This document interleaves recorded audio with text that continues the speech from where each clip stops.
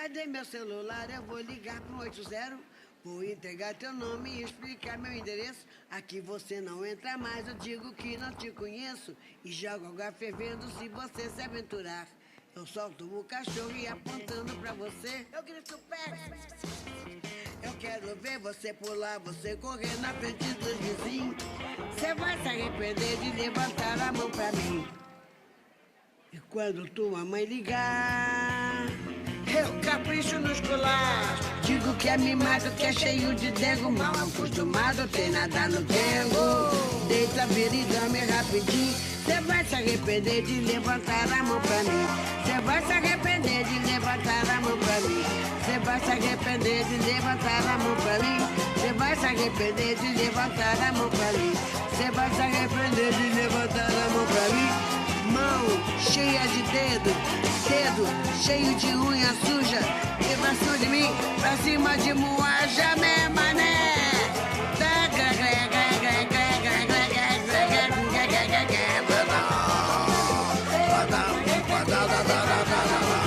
Você vai se arrepender de levantar a mão pra mim. Você vai se arrepender de levantar a mão pra mim. Você vai se arrepender de levantar a mão pra mim. Você vai se arrepender de levantar a mão pra mim.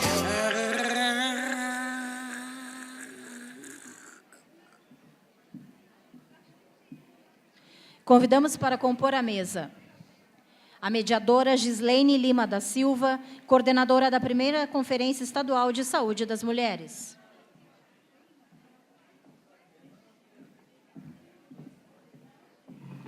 Gislaine é assistente social, servidora concursada da Secretaria de Estado da Saúde e atua na política de saúde das mulheres. Para falar sobre situação da saúde das mulheres e os determinantes econômicos, sociais e ambientais que levam ao seu adoecimento, convidamos a painelista Clítia Helena Beck Martins.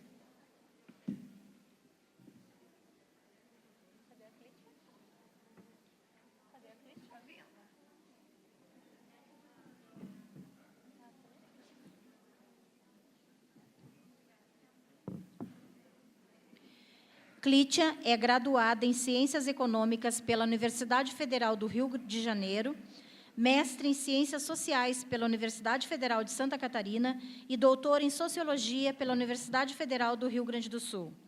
É pesquisadora da Fundação de Economia e Estatística do Rio Grande do Sul desde 91, tendo coordenado o Núcleo de Indicadores Sociais e, atualmente, o Núcleo de Políticas Públicas da FEE.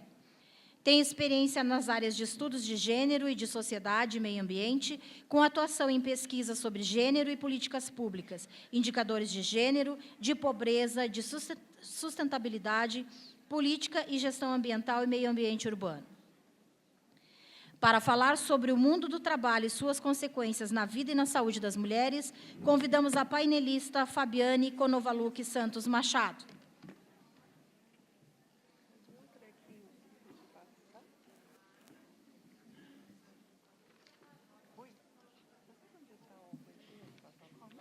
Fabiane é psicóloga do trabalho, pós-doutora em Psicologia Social e Institucional da URGS e pesquisadora do Núcleo de Estudo e Pesquisas em Saúde e Trabalho pelo NEST URGS. Para falar sobre vulnerabilidades e equidade na vida e na saúde das mulheres, convidamos a painelista Miriam Cristiane Alves.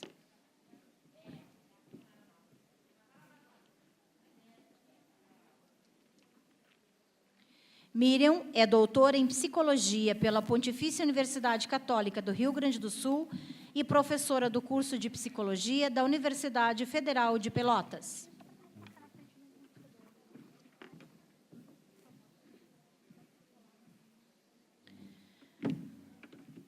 Passamos a palavra para a mediadora do painel, Gislaine Lima da Silva.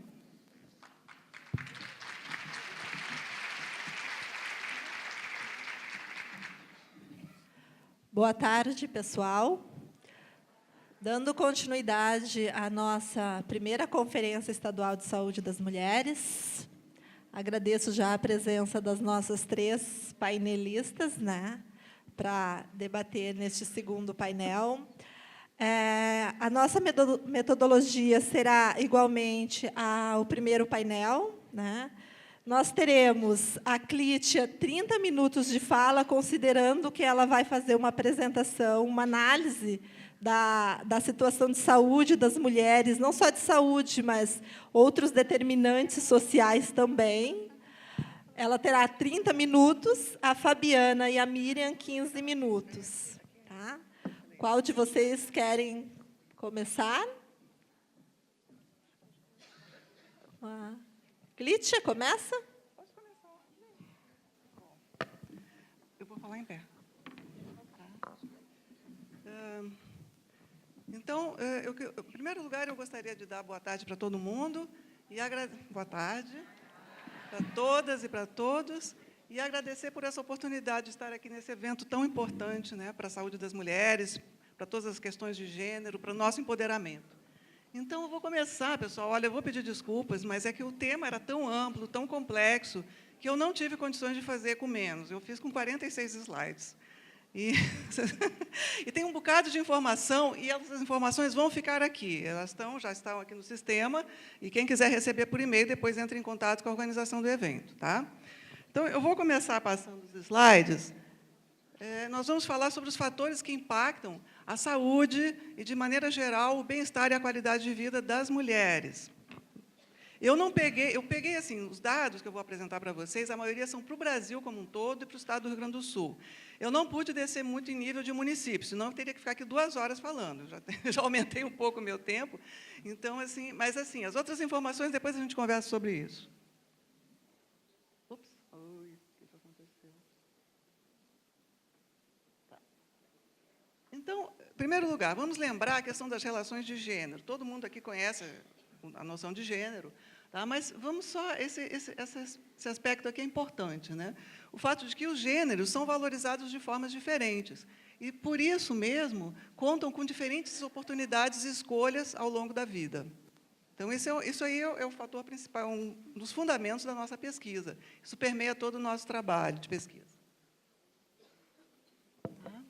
Bom, então, se nós formos pegar a situação de saúde das mulheres, nós vamos ver que envolve muitos aspectos. Para mim, pediram para falar sobre os determinantes econômicos, sociais e ambientais. E, na medida do possível, eu vou tentar mostrar alguma coisa sobre isso. Mas nós sabemos que os fatores de impacto são muitos. Existem fatores culturais, existem fatores religiosos, existem fatores políticos, questões de poder, que envolvem a situação da saúde das mulheres. Além disso, muitas questões relevantes também vão impactar no processo de saúde, né? A disponibilidade e qualidade de alimentos e de fornecimento de água. A questão de acesso à educação, as condições de vida de maneira geral, trabalho, moradia, lazer, de renda, tudo isso são aspectos muito importantes. Bom, outra coisa que nós temos que lembrar, e isso está no próprio documento da Política Nacional, é que a vulnerabilidade feminina está muito mais vinculada a uma questão social, a um determinante político, cultural e social de subordinação, do que propriamente a fatores biológicos. Outra questão também é de que as mulheres, aqui já foi dito de manhã, né, são as principais usuárias do SUS, não apenas como clientes, mas também como pacientes, para serem atendidas, mas para levarem pessoas da família, da comunidade, vizinhos, amigos, parentes, seja o que for, né?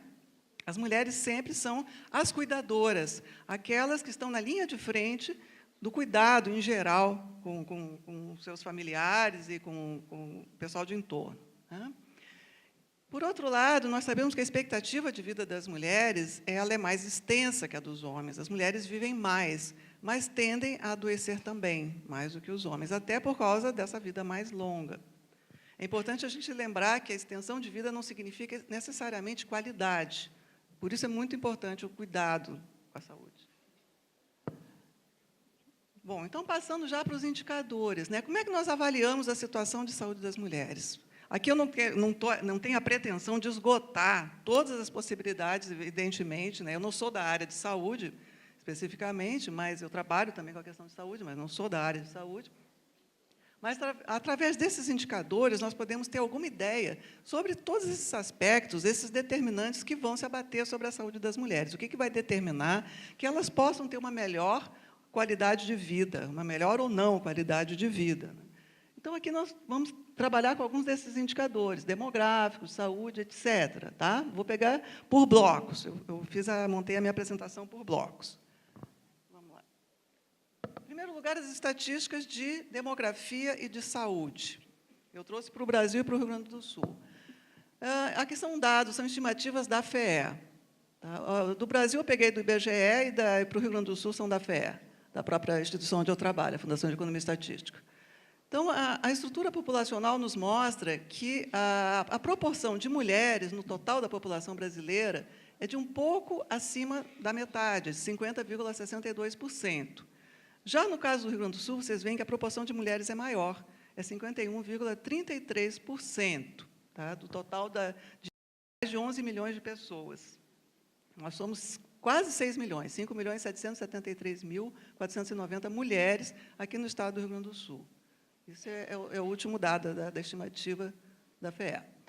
Bem, por outro lado, isso aqui é muito importante para as políticas de saúde, a gente tem que lembrar o seguinte, o estado do Rio Grande do Sul é o estado que tem a maior proporção de pessoas acima de 60 anos de todas as unidades da Federação do Brasil. Tá? Isso gera algumas características próprias no estado. Tá? Então, a gente observa o seguinte, a população total acima de 60 anos no estado, aqui entre homens e mulheres, dá aquela soma ali de 1.762.000 pessoas. Tá? Isso representa quase 16% do total da população gaúcha, ou seja, 1 a cada 6 gaúchos tem mais de 60 anos, ou dos que residem no estado do Rio Grande do Sul. Sendo que, no caso das mulheres, a proporção chega a 17,31%. Eu lidei uma outra vez com uma estatística de Porto Alegre, e esse percentual é ainda maior. Eu não tenho o último dado para 2015, porque nós não temos para o nível de município, mas eu posso assegurar que já deve estar quase chegando em 20%. Ou seja, nós teríamos aqui em Porto Alegre, para cada 5 mulheres, uma tem acima de 60 anos. Bem, a outra questão diz respeito às mulheres em idade reprodutiva, no Rio Grande do Sul, que constituem 57,82% da população feminina. Tá? Esse também é um dado importante para as políticas públicas de saúde. Opa, vamos lá. Bom, aqui nós temos o gráfico da expectativa de vida. Esse indicador ele é importante também para nós pensarmos a questão da saúde, tá? Porque, internacionalmente, é muito utilizado. Por exemplo, é um dado que é utilizado no Índice de Desenvolvimento Humano, a questão da extensão da vida. Nós vemos que as mulheres, historicamente, elas têm essa diferença em relação aos homens, de viverem mais tempo. Essa proporção, essa diferença se mantém em termos de 7 anos, mais ou menos, mais de vida. Isso aqui é só para o Rio Grande do Sul.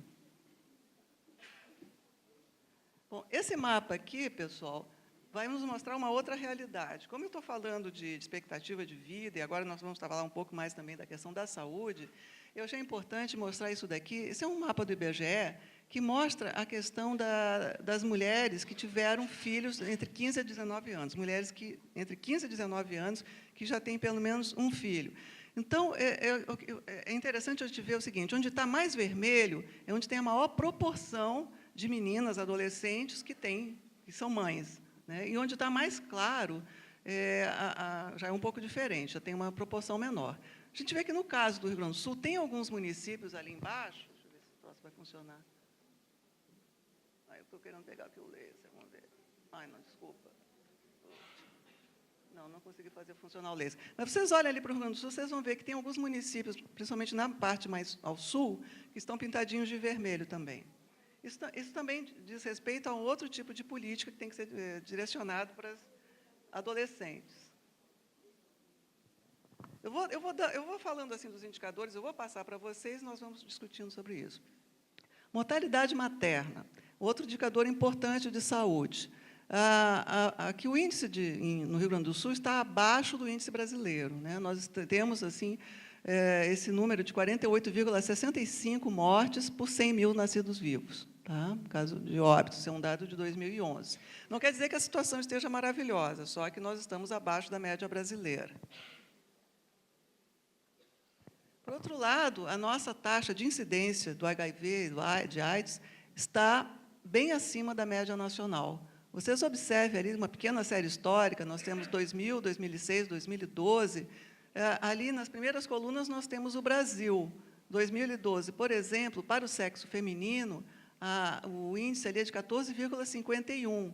No caso, para o Rio Grande do Sul, para o mesmo ano, é de 35,58 entre a população feminina. E se observa também o crescimento dessa taxa. Claro que a gente pode dizer que agora os casos estão sendo mais registrados, etc., mas já faz tempo, né, que esses registros acontecem e a gente está observando, então se observa essa situação de crescimento, tá, dos casos reportados.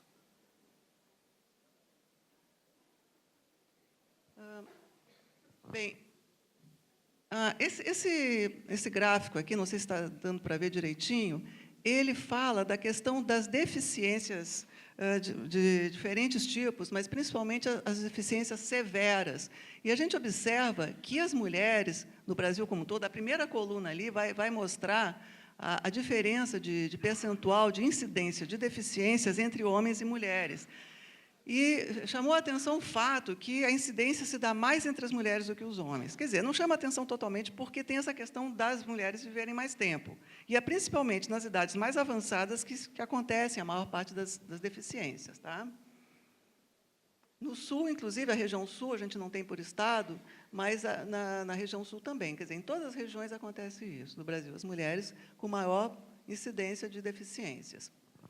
E aqui nós temos a proporção da população por deficiências relacionadas assim, a sexo, né, segundo os grupos de idade. Tá? Então, nós vamos ver que ali naquelas primeiras colunas, é o caso de todas as deficiências reportadas, nós temos um alto índice entre as mulheres. Tá? Aquele amarelinho ali são as mulheres, o azulzinho são os homens. Nós temos quase 30% das mulheres acima de 65 anos têm algum tipo de deficiência reportada.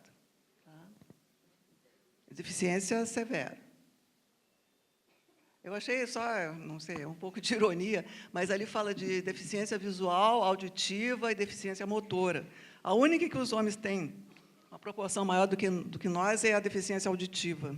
Nas outras, nós estamos mais. Eu sempre digo, os homens não escutam realmente.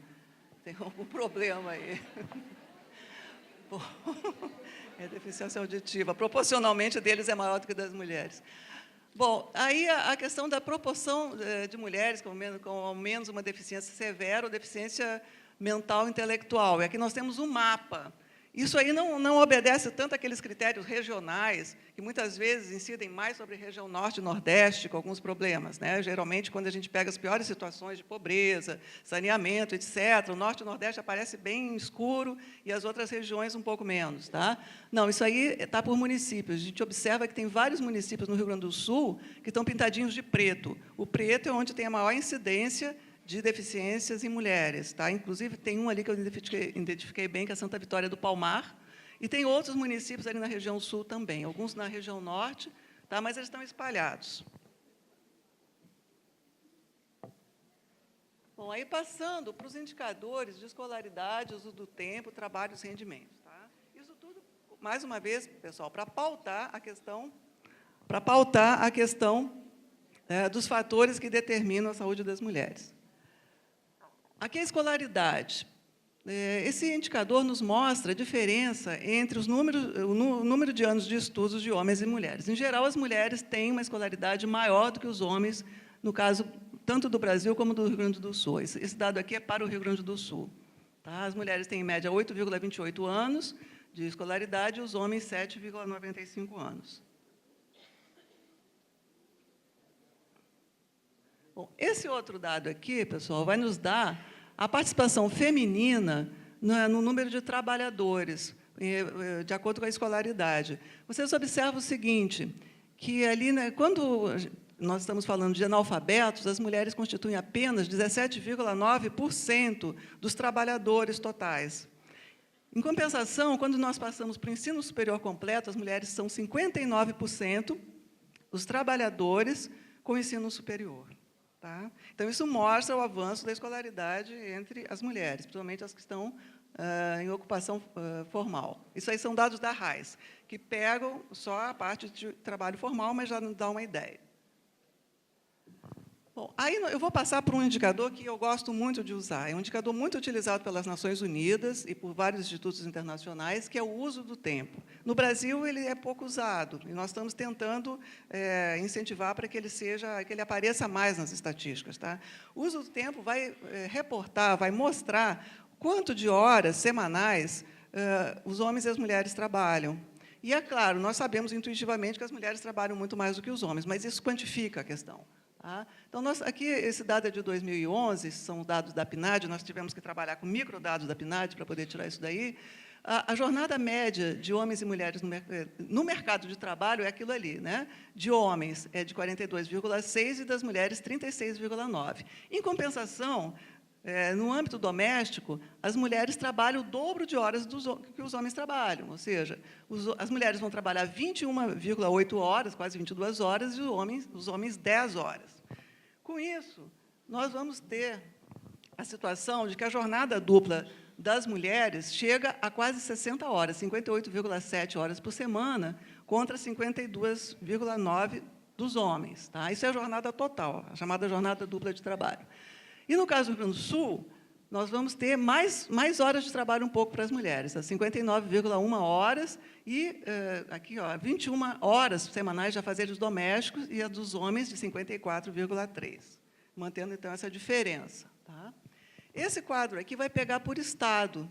Vocês veem que o Rio Grande do Sul está em 10º lugar. Quando eu elaborei essa tabela, coloquei os 5 primeiros colocados. O Alagoas é o estado onde as mulheres trabalham mais, chegam a 63 horas por semana. Depois vem Amapá, Pernambuco, Ceará, aí São Paulo, pulam 5 casos, na ordem, né? E chegamos ao Rio Grande do Sul em 10º lugar. E, assim mesmo, nós estamos acima da média brasileira, que é o 58,7. Está dando para entender bem o quadro ali? Vocês conseguem ver, né? A soma da jornada fora de casa e dentro de casa. Bom, aqui nós vamos ter um outro dado sobre a atividade das mulheres, tá? Quer dizer, de homens e mulheres, mas por segmento de trabalho. Nós vamos verificar o seguinte: as mulheres são 45% de todas as pessoas que estão trabalhando, todas as pessoas ocupadas, no caso do Rio Grande do Sul. Tá? Mas nós vamos ver que algumas categorias, elas são a maioria. Por exemplo, no emprego doméstico, mulheres são 94% de todas as pessoas que estão nessa categoria. Tá? Como empregadoras, são apenas 1/3. Né? Trabalhador também na construção para o próprio uso, 21%. Então, nós vamos ver todas as categorias. E não remunerado, as mulheres são 2/3. Pessoas ocupadas, não estamos falando de pessoas sem ocupação. Então, são 2/3 das pessoas que trabalham sem remuneração. E também não estamos falando de trabalho doméstico, isso é trabalho fora de casa. Esse mapa aqui vai mostrar a taxa de atividade das mulheres, mostrando, então, assim, os estados onde existe maior participação das mulheres no mercado de trabalho.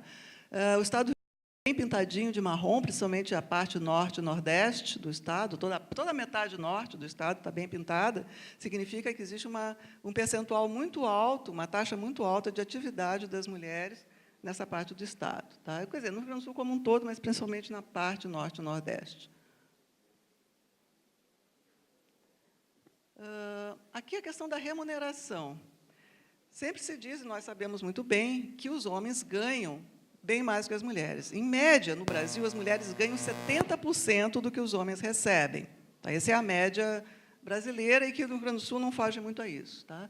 A gente pegando aqui, são dados para o Brasil, por nível de escolaridade, chega ali, por exemplo, no nível superior, vocês veem a diferença de 4.580 baixa para 2.744 no caso das mulheres. É uma diferença bastante considerável em termos de rendimentos. Tá? No nível de analfabeto, não seria tanto, mas, desculpa, baixa de 7.325 para 4.580. A diferença é de 2.744 para as pessoas de nível superior. Quer dizer, as mulheres ganham quase R$ 2.800 a menos que os homens.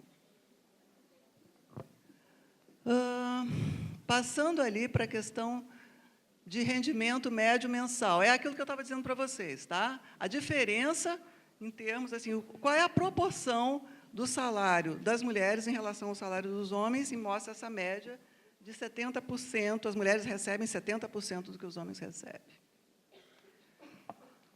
E aqui nós vamos ver, em termos de trabalho formal, os rendimentos, como é que eles evoluíram desde o ano ali de 2003 até 2015.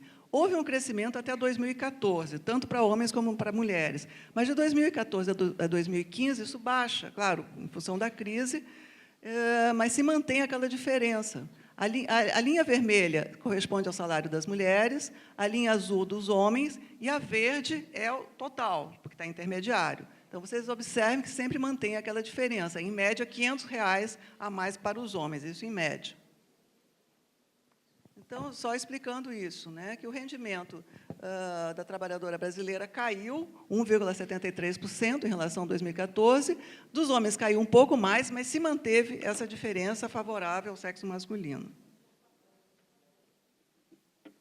Bom, esse mapa aqui está ruinzinho de ver, porque ele é verde, um verde escuro, é uma tonalidade ruim de fazer o contraste, mas é para mostrar a proporção de mulheres sem nenhum tipo de rendimento no Brasil afora. Então, onde está bem pintado, bem escuro, é onde tem a maior proporção de mulheres que não recebem nenhum tipo de rendimento. O estado do Rio Grande do Sul está um pouquinho mais claro, mas tem municípios, porque isso é um dado municipal, que estão escurinhos também. Bom, passando já, então, para a questão das condições de domicílio. Tá? Isso aqui é importante, porque nós vamos ver a questão, o aspecto de chefia de domicílio, responsabilidade por domicílio. Mais ou menos, gira em torno disso aí, 38,7% dos domicílios no Brasil são chefiados por mulheres, e, no caso do Rio Grande do Sul, é um pouquinho mais alto. Isso está crescendo, pessoal. Ano a ano, isso vem crescendo. Cada vez que a gente pega essa estatística, observa que mais domicílios estão sendo chefiados por mulheres. E o que a gente observa também é que a maior parte dos domicílios em extrema pobreza estão chefiados por mulheres, e principalmente mulheres jovens. Foi um estudo que a gente fez lá na Fundação uma vez, que pegamos, seriam mulheres da faixa de 20 a 24 anos, com crianças pequenas. Essa é a cara da pobreza, principalmente aqui na região metropolitana de Porto Alegre. Aqui, esses dois mapas vão mostrar um contraste de 2000 para 2010, que assim, a gente consegue visualizar o crescimento da responsabilidade feminina pelos domicílios, como chefes de domicílios. Onde está mais claro é porque a proporção é menor. Em 2000, essa proporção era muito menor. Quando chega em 2010, já havia crescido bastante, então o mapa fica bem mais escuro. Tá? As mulheres estão cada vez mais responsáveis pela família. Tá? Bom, eu vou passar isso daqui. Ah, não, isso aqui é o do saneamento. Eu queria pular umzinho. Isso aqui mostra a proporção. Tinha que pular. A proporção de mulheres que moram em domicílios sem saneamento. Sem saneamento, com saneamento inadequado. Tá? E aqui também é a questão de não ter saneamento, outros tipos de situação de saneamento. Tá? Eu vou passar isso daqui, pessoal, porque depois a gente pode conversar um pouquinho mais sobre o assunto. Eu quero terminar esses slides. Tá? Bom, aí eu vou pegar o último aspecto aqui analisado, que é a violência contra a mulher. E conseguimos pegar uns dados que saíram recentemente, não esses, mas outros dados também, que mostram a situação. De qualquer forma, a gente sabe que a maior parte da violência que acontece dentro de casa é contra a mulher. Tá? Então, entre homens e mulheres, quase sempre a violência é contra as mulheres. Né? E 49,3% dos casos de agressão foram dentro da própria residência ou de uma residência de outra pessoa. Então, se configura em violência doméstica. Por outro lado, esse aqui é o dado sobre assassinato. Nós temos uma taxa alta de assassinatos. Uma vez eu vi um trabalho, até publiquei um artigo sobre isso, um pequeno artigo, de que existem órgãos internacionais que assim, não recomendam mulheres viajarem para o Brasil. Existem vários órgãos internacionais que estão falando isso. Até o TripAdvisor fala sobre isso. Fez uma estatística e colocou o Brasil como um dos 10 países mais perigosos do mundo para mulheres que queiram viajar para cá, lamentavelmente. Bem, e a taxa de homicídio entre mulheres teve esse crescimento de 7,3% entre 2005 e 2015. Só que nós temos que fazer uma ressalva, que enquanto a mortalidade de mulheres não negras teve uma redução de 7,4% nesses 10 anos, entre 2005 e 2015, a mortalidade de mulheres negras observou um aumento de 22% no mesmo período. Então, foi um aumento bastante grande. Também cresceu, quer dizer, por isso mesmo, né, nós vamos ver na proporção de mulheres total, quer dizer, a gente observa que passou de 54,8% em 2005 para 65,3%, ou seja, quase 2/3 das mulheres que são assassinadas por agressão no Brasil são negras. Bom, então, passando para as considerações finais, a gente observa que tudo que eu estou falando aqui é meio óbvio, só que é bom a gente quantificar, a gente colocar números, né, mostrar assim, ó, é isso, a coisa está por aí. Então, embora as mulheres tenham muito mais anos de estudo, muito mais não, mas têm, em média, mais anos de estudo do que os homens, sempre trabalham mais horas e têm menor nível de rendimentos, sofrem violência, e a maior parte dos homicídios em situação de extrema pobreza são esses chefiados por mulheres, geralmente com filhos pequenos. Então, o que é importante levar em conta? Se nós formos pensar nas políticas públicas, já foi dito aqui de manhã, é importante que haja transversalidade, que as políticas públicas perpassem todas as temáticas, todas as secretarias e também pelas diferentes esferas de governo, né? Mas é importante também a gente levar em conta que as especificidades. Então, aqui no caso, tem que se levar em consideração os direitos sexuais e reprodutivos, a disponibilidade de equipamentos, para tudo isso que nós sempre discutimos, né? E que eu acho que vai ser um dos temas importantes aqui nessa conferência. A expansão da rede, né, isso é muito importante, nós temos que considerar todas as faixas etárias, e aqui no caso do Rio Grande do Sul, eu ressalvo mais uma vez a importância dessa discussão que se faz sobre a questão da mulher idosa, porque no resto do Brasil, claro que se discute também, mas a situação deles, quer dizer, se nós vamos pensar no caso do Rio Grande do Sul, existe essa especificidade. A proporção de idosos é maior no nosso estado, essa tendência é crescente, né? Nós temos uma questão que até 2040, mais ou menos, a proporção de idosos vai ser praticamente maior do que a proporção de crianças aqui no estado do Rio Grande do Sul. Então, tem que levar em conta isso, e principalmente da mulher idosa, porque vive mais tempo e somos a maioria, as mulheres idosas. Tá? Bem, e a questão de empoderamento e cidadania, a participação das mulheres nas instâncias de conselhos, de órgãos de controle social. O controle social é fundamental nisso tudo. Bom, aqui, então, eu tenho as referências em que eu me baseei. Essa apresentação vai ficar aqui disponível. Quem quiser, acesse com os organizadores. Outra coisa também que eu queria colocar para vocês é que, apesar de todos os pesares, a FEA continua funcionando. E a FEA vive, apesar de todos os pesares. E a gente diz que sem conhecimento não há futuro. Eu agradeço mais uma vez a possibilidade de estar aqui. Qualquer coisa, também nos procurem na nossa casinha amarela, estamos de portas abertas. Obrigada, Clítia. É importante ressaltar que essa primeira exposição, que trata do eixo da situação da saúde das mulheres e os determinantes econômicos, sociais e ambientais que levam ao seu adoecimento, foi um eixo proposto pelo Estado do Rio Grande do Sul, né? Ele não está nos documentos da Conferência Nacional, mas nós achamos muito importante incluir este eixo para discussão, exatamente pela necessidade dos municípios conhecerem a situação de saúde das mulheres dos seus territórios, considerando que a gente está num ano, né, de construção dos planos municipais de saúde, e esses indicadores são importantes. Bom, antes de eu passar para a Fabiana, só colocando que nós teremos, então, 5 inscrições, tá, para perguntas. Se alguém também quiser fazer por escrito, pode estar trazendo na mesa. E quem quiser se inscrever tem que trazer o crachá e entregar aqui para a gente. Vou passar, então, para a Fabiana, que vai falar sobre o mundo do trabalho e suas consequências na vida e na saúde das mulheres. Bom, boa tarde a todos e a todas. Deixa eu pegar aqui.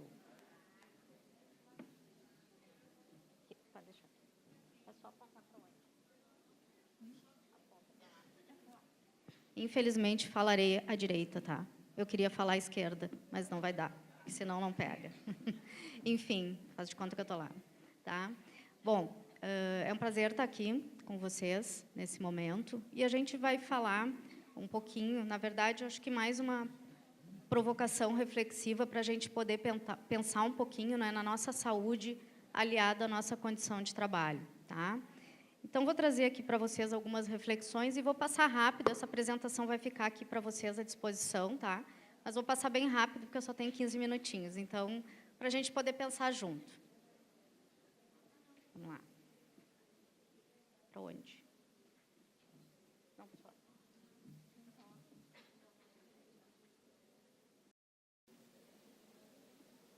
Okay. Aí. Bom, alguns dados já foram, então, colocados, né? Então, a gente sabe, a literatura, as pesquisas, né? Enfim, os trabalhos acadêmicos todos apontam, né, um aumento muito crescente da participação da mulher no mercado de trabalho. Porém, ao mesmo tempo que a nossa participação aumenta, isso não significa, né, que a gente esteja reduzindo as desigualdades também no mundo do trabalho, não só socialmente falando, mas também no âmbito do trabalho, né?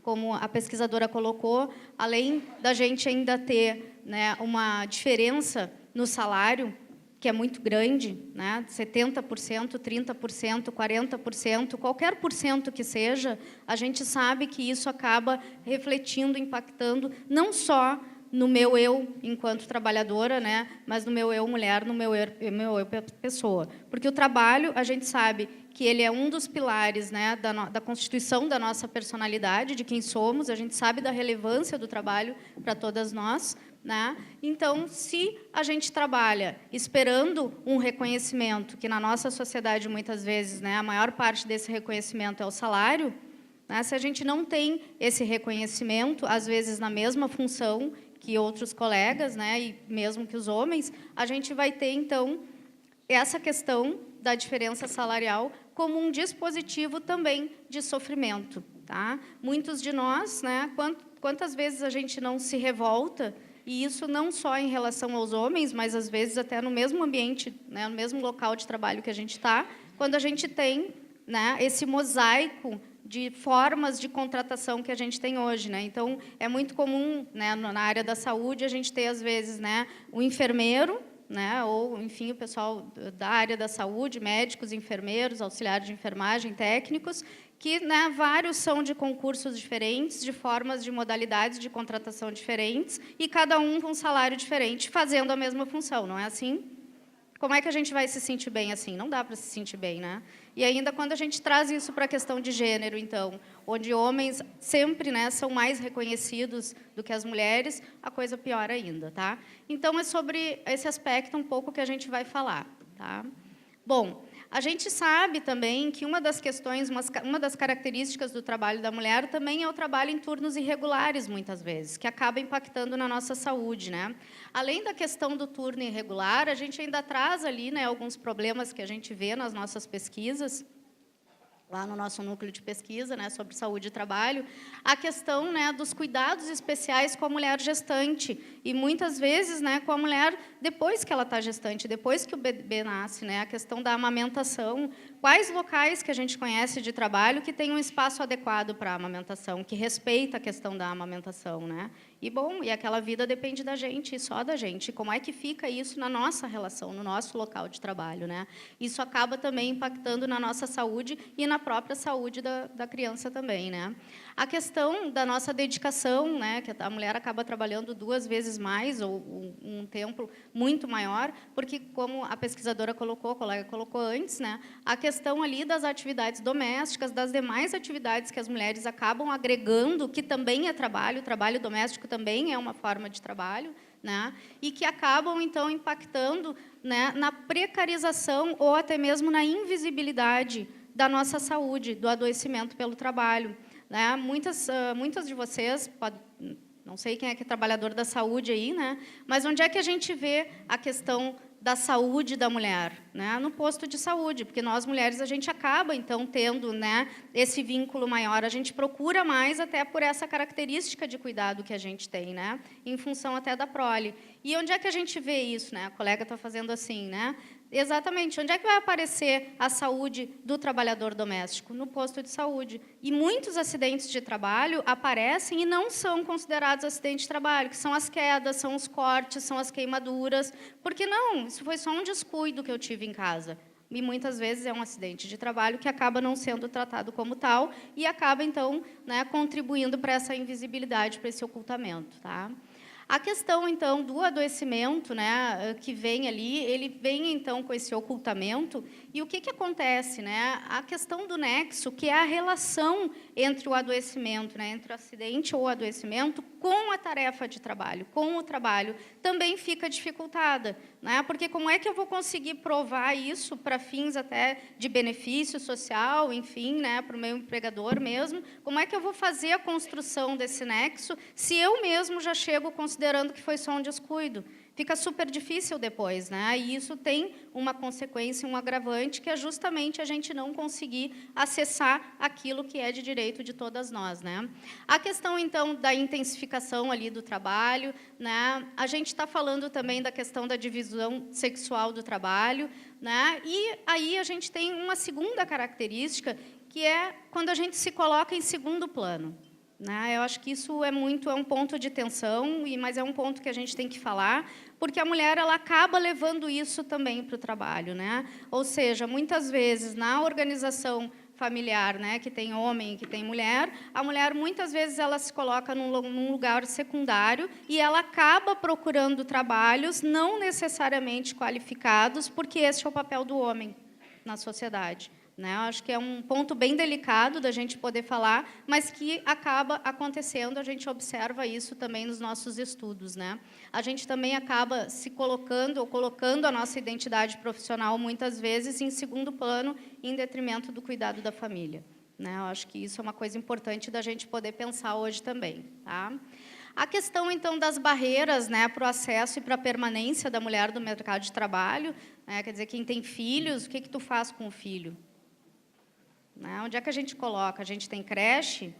Né? Quem tem filhos aqui em idade escolar, a escola termina às 6, mas tu sai do trabalho às 6. Daí como é que faz? Faz mágica muitas vezes, né? Quer dizer, muitas vezes eu trabalho numa cidade ou até em outro município, num bairro distante, e os meus filhos, a escola não espera. Ou a escola espera? Muitas vezes a escola não espera, né? Mas a gente, às vezes, tem que atravessar a cidade, pegar 2, 3 conduções para poder buscar as crianças na escola. E como é que a gente faz? Né? A gente acaba tendo que ter toda uma dinâmica, muitas vezes, familiar e social, para poder suprir essa questão. Então, isso também acaba, né, causando problemas na nossa manutenção no mercado de trabalho, porque, às vezes, a gente não consegue se manter trabalhando em função de um horário de escola, por exemplo, porque a gente não tem, né, o mesmo acompanhamento das nossas necessidades. Tá?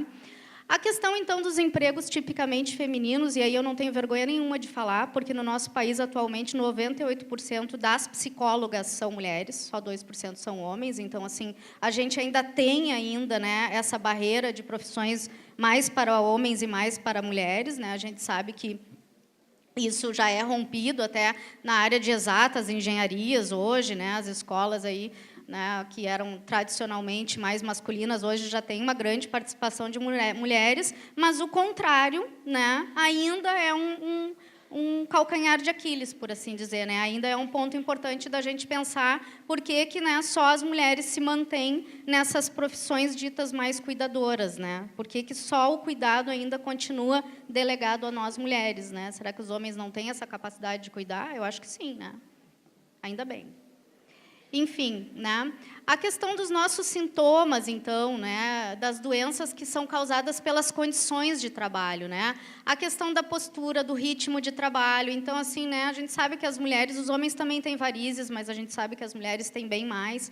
E aí eu vou trazer um exemplo para vocês veem toda a minha envergadura aqui, né? Que é uma coisa que a gente não pensa, tá, gente? Mas a gente sempre, nós, enquanto, né, saúde do trabalhador, a gente tem que pensar, tá? O que acontece? Né? Eu não sou uma pessoa padrão, tá? Sentar assim durante 20 minutos, ok. Sentar assim durante 20 anos, não dá. Tá? E esse é um dos maiores problemas que a gente tem, a questão ergonômica relativa à nossa saúde. Tá? Porque as coisas ainda são planejadas e projetadas para pessoas maiores, que são os homens. Né? No chão da fábrica, as esteiras, a altura de uma esteira, não é para uma mulher como eu. Tá? Uma esteira na padaria que seja, que é mais fácil da gente, né, imaginar, não é para uma pessoa da minha altura, não é para uma pessoa que tem esse bracinho do jeito que eu tenho. Né? E aí o que acontece? A gente acaba fazendo um esforço mecânico cada vez maior para poder trabalhar, e a gente vai, né, fingindo que isso não está acontecendo, a dor, a gente vai se acostumando com ela, e como eu disse para vocês, fazer isso durante 20 minutos, ok. Fazer isso durante 20 anos, a conta é grande, porque, bem como a colega colocou antes, né, um dos maiores problemas que a gente adoece mais, mas a gente tem muito mais doença crônica. Porque nós somos multiuso, a mulher é multifacetária. A mulher, ela, né, usa os dois lados do cérebro para se comunicar. Então, a gente produz, é natural que a gente produza muito mais. Né? É natural que a gente esteja mais atenta, só que a gente se gasta e se desgasta muito mais também. Né? O nosso corpo, ele paga, e paga muito seriamente. Então, são coisas que a gente tem que pensar quando a gente fala de saúde do trabalhador e da trabalhadora, porque a gente acaba se acostumando com a dor, e a gente não deveria se acostumar com a dor. Né? E eu acho que uma das dores mais graves que a gente tem se acostumado é a dor psíquica. E o que a gente vê nos últimos anos, eu queria chegar lá rapidamente, vamos ver se eu chego lá. Né? Vamos ver. Aqui. Tá? Aqui eu trouxe para a gente poder pensar, então, nos últimos... de 99 a 2014, que eram os dados que eu achei na Previdência Social. E aqui eu estou falando só dos acidentes de trabalho dos trabalhadores formalmente registrados no país. Tá? Eu não estou falando do trabalho não registrado, porque esse a gente não tem informações, e não estou falando do servidor público, porque a saúde do servidor público é uma caixa preta. Se alguém aqui tem dados da saúde do servidor público, eu quero.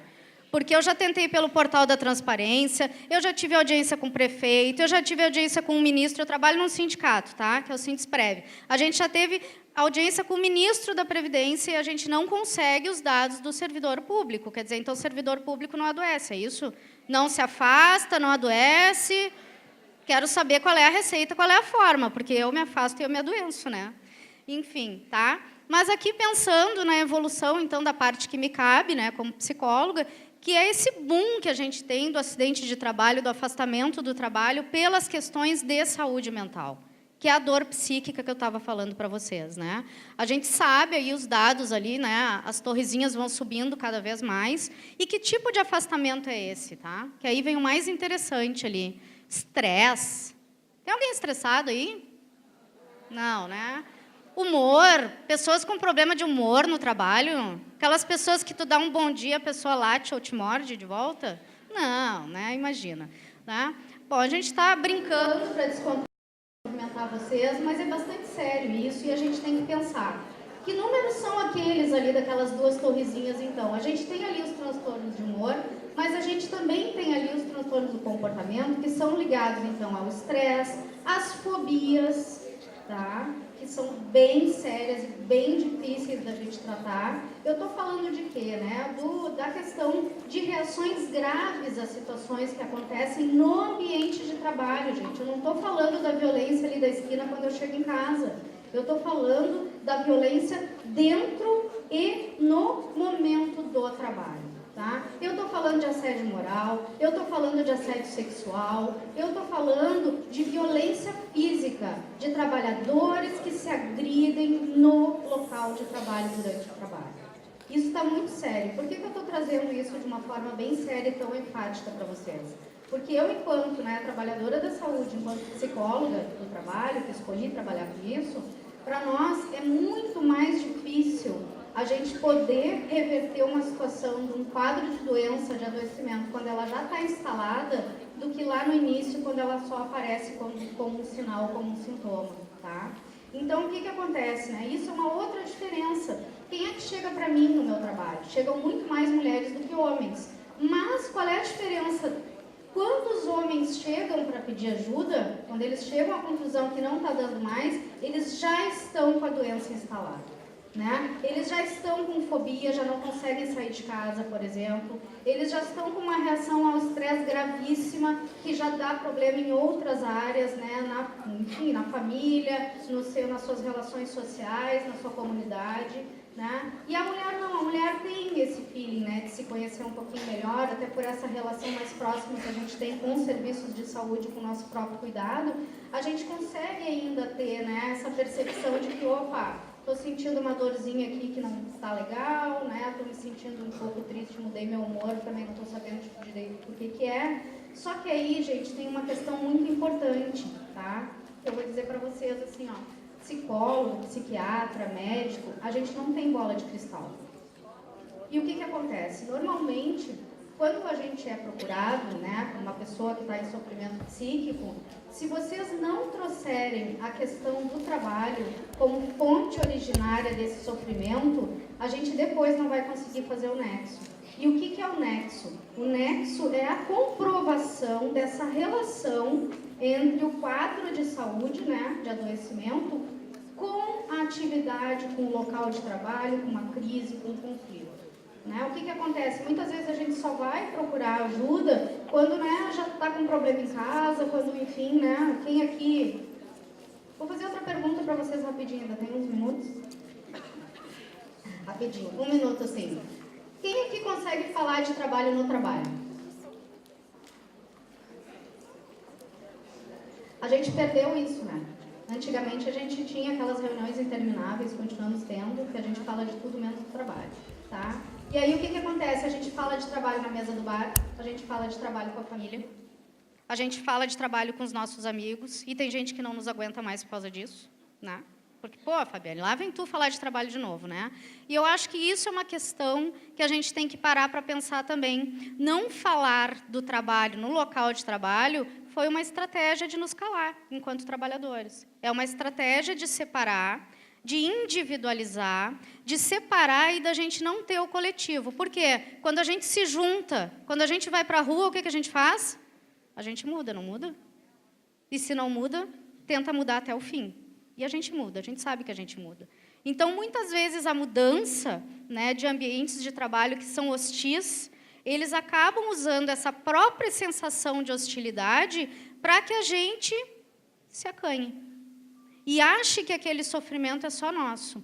Eu vou dizer para vocês, assim, nos últimos tempos, quando a gente senta com os trabalhadores para falar sobre o trabalho no ambiente de trabalho, todo mundo se olha e diz assim, meu Deus, eu também. Tu também, eu também. Só que a gente perdeu esse horário de fala, esse momento de fala. E eu acho que esse é um grande resgate que a gente tem que ter. E era essa semente que a gente queria deixar para vocês, nessa conferência, de que por que a gente parou de falar do trabalho no local de trabalho? Por que a gente não pode falar da nossa saúde, de como é que a gente está no nosso ambiente de trabalho também? Por que a gente acostumou a levar o trabalho embora para as outras instâncias da nossa vida, mas está calado, está sofrendo, muitas vezes, sofrendo calado, sofrendo muito, não só a dor do corpo, mas a dor psíquica também. E aí, com isso, eu deixo isso principalmente para nós mulheres, porque eu fico pensando muito hoje nessa questão toda que está tendo, vai vir a mudança da Previdência aí, vai vir ou não vai vir, não sei, as coisas estão vindo, já está indo, Enfim, espero que não passarão, mas, enfim... A gente tem a questão da terceirização, e aí a gente pergunta onde é que um trabalhador terceirizado usa o banheiro, por exemplo, para fazer as suas necessidades. Ele tem um banheiro para ele usar? Não tem. Onde é que ele se alimenta, às vezes, na escada, ali no corredor? Então, quer dizer, e somos nós, gente. Somos nós, trabalhadores, que estamos passando por isso. Então, eu acho que está na hora da gente retomar a fala do trabalho no nosso ambiente de trabalho, no nosso espaço, e a gente lutar pelo nosso cuidado, pela nossa saúde enquanto trabalhadoras, porque se a gente não fizer isso, eles não vão fazer para nós. O mundo não vai fazer para nós. Essa luta tem que ser nossa. E o nosso cuidado, a gente que cuida tanto dos outros, vamos parar e vamos se olhar, vamos se cuidar um pouquinho, sabe? Vamos parar e vamos se cuidar, vamos cuidar uma da outra. E desculpe se eu estou sendo tão enfática, mas é que assim, ó, eu estou por aqui com um monte de coisa, sabe? E com o adoecimento relacionado ao trabalho é uma das coisas que me incomoda muito, porque a função do trabalho na nossa vida não é essa, né? E não é esse o tipo de trabalho que a gente quer, tá? Obrigada.